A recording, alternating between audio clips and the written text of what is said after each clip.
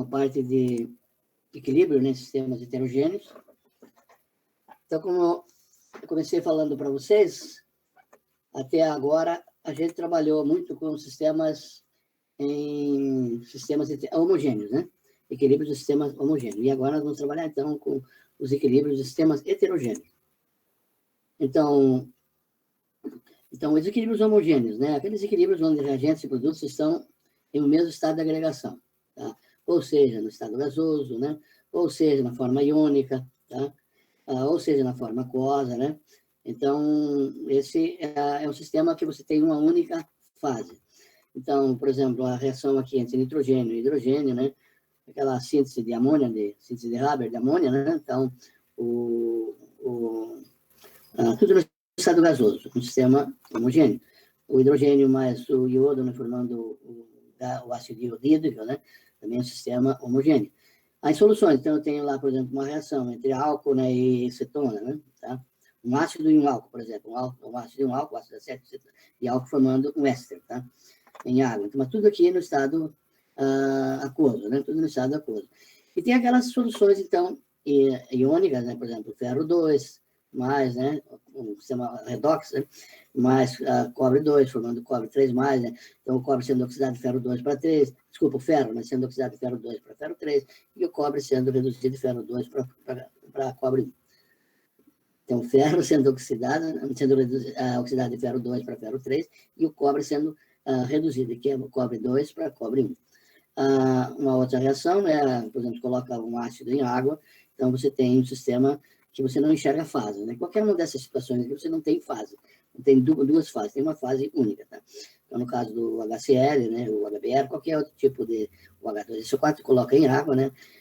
Você vai ionizar esse ácido e ele vai ficar no sistema sempre a mesma fase. Né?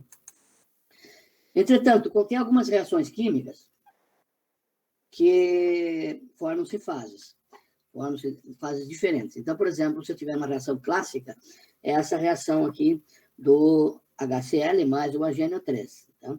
Então, a reação entre HCl e HNO3 vai formar o AgCl. Tá? Então, no momento que tu misturou HNO3 e HCl, a solução começa a ficar esbranquiçada. Ela fica toda esbranquiçada. E aí começa a decantar, né, a formação daquele precipitado branco, ele começa a decantar e ir para o fundo do Becker, né?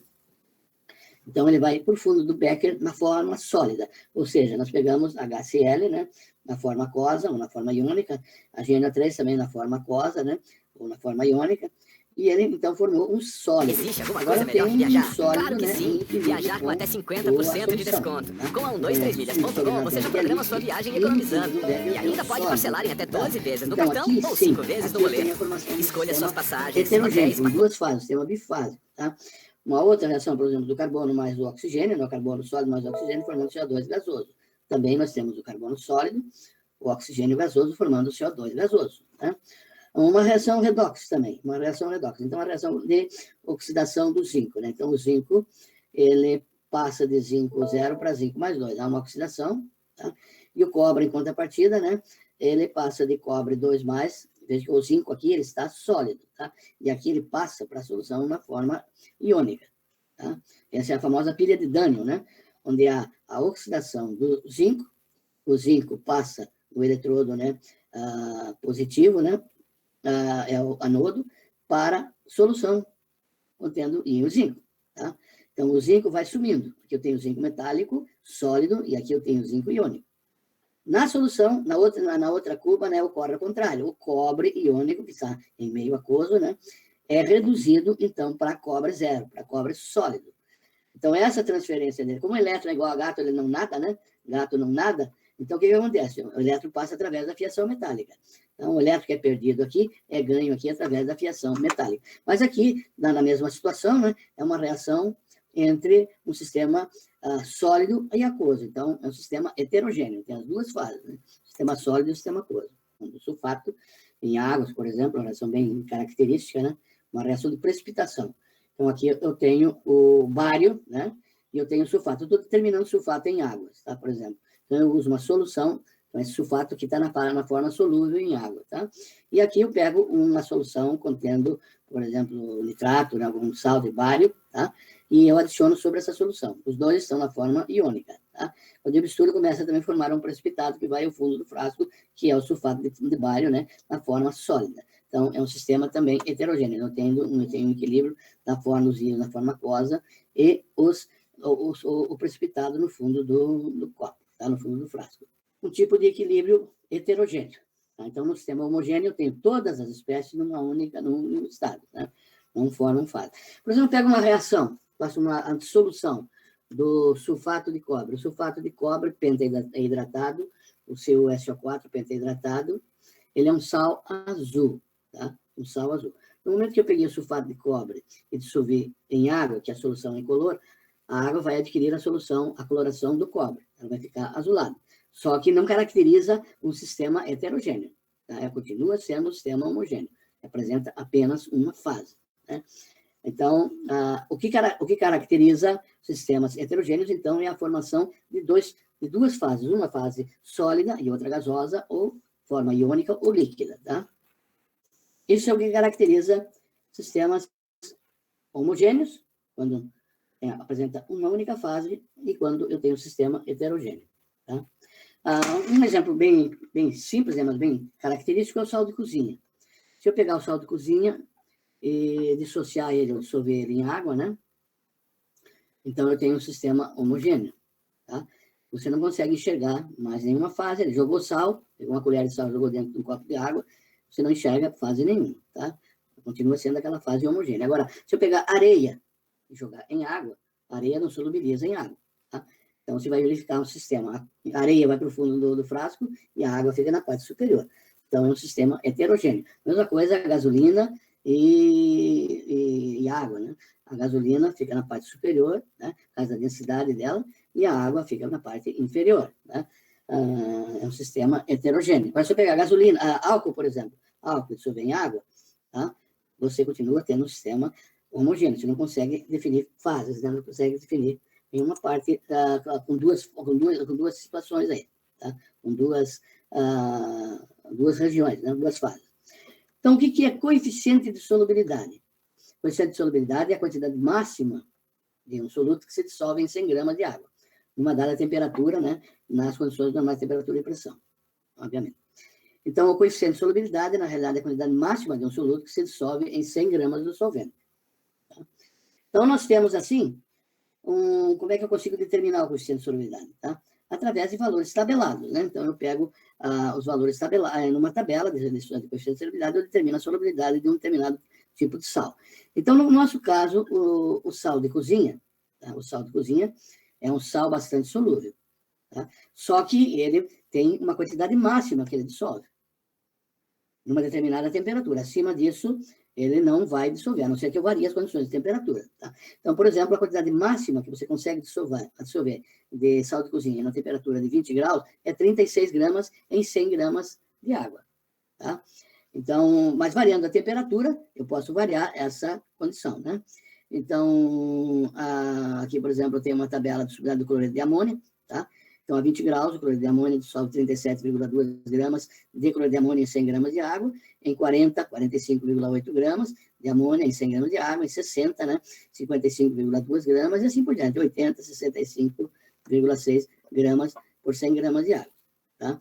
Então, isso nos possibilita também determinar esses valores através de gráficos, né? De curvas de coeficiente de solubilidade. Tá? Então, o coeficiente de solubilidade, ele é característico, ele é específico para cada substância. Tá? Cada substância vai apresentar um valor característico, um valor específico de coeficiente de solubilidade numa determinada temperatura. Então, nessas condições, então, nós temos, eu acho que eu já mostrei, inclusive, essa tabela para vocês, em outras aulas, né?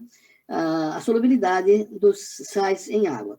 Então, os cloretos, né? Cloretos, brometos e iodetos, são todos solúveis, tá? Em água, com exceção os de prata. Então, cloreto de prata, que são cloreto, brometo, são insolúveis, né? De chumbo, tá? E o mercuroso.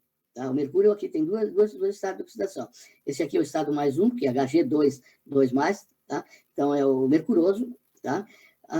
O chumbo e a prata. Então, os sais de cloreto de prata são não são solúveis, tá? Os nitratos, de um modo geral, são todos solúveis, tá? São todos solúveis. Os carbonatos são insolúveis, tá? Com exceção do carbonato de amônio e os cátions dos metais alcalinos. Os sulfetos, tá? Os sulfetos também são insolúveis, tá? Com exceção do sulfeto de amônio e os cátions dos metais alcalinos e alcalinos terrosos. Inclusive, existe uma técnica, né, para determinação de metais, fora esses metais aqui, né, os metais, metais alcalinos e alcalinos terrosos, né, que é a precipitação, né, técnica de precipitação, chama-se análise qualitativa. Então, a gente usa muito a precipitação principalmente através de sulfetos, né? Então, faz o sulfeto é um gás bastante cheiroso, né? E você consegue precipitar a grande maioria desses cátions aí. Mas vamos falar, então, sobre a questão da nossa...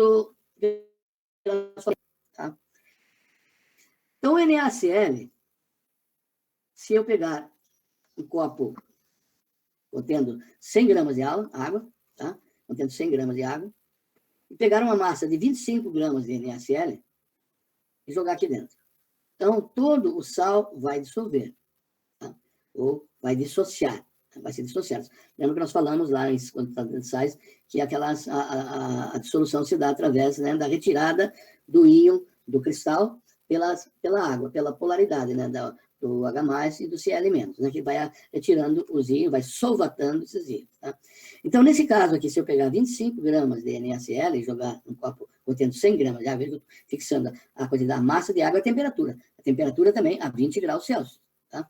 Então, todo esse sal vai dissolver. Tá? Então, eu vou ter aqui dentro, vou ter a água mais os íons. Eu não enxergo os íons, tá? Eu não enxergo os íons. Agora, essa solução, ela aceita mais sal. Então, se eu pegar mais sal e colocar aqui, ela vai aceitar mais sal ainda, tá? Então, nós dizemos que a solução está insaturada. Está insaturada, tá? Porque ela aceita ainda mais NaCl. Tá? Agora, se num outro experimento agora eu colocar 50 gramas de NaCl, mantendo a temperatura de 20 graus, só que agora são 50 gramas, tá? Aqui foi 25, agora 50, nos mesmos 100 gramas de água. O que vai acontecer? Vai acontecer que todo aquele sal, até atingir 36 gramas, ele vai solubilizar, ou vai dissociar. Ele passa para a solução. Só que, a partir de 36 graus, mantendo a temperatura constante, o restante vai para o fundo do copo, não vai dissolver, tá? Então, eu tenho, forma-se um montinho aqui no fundo do copo, que a gente chama de corpo de fundo, né? Ou pode também dizer que é um precipitado, tá? Pode dizer que é um precipitado. E você tem, então, uma solução saturada, ela não aceita mais. A partir de 36 gramas de cloreto de sódio em 100 gramas de água, não dissolve mais. Não dissolve. Tu pode deixar ali 1 minuto, 2 minutos, 1 hora, 2 horas, 1 dia, 2 dias, 1 semana, 1 mês, 1 ano, vai continuar aquelas 14 gramas excedente dos 50 que eu coloquei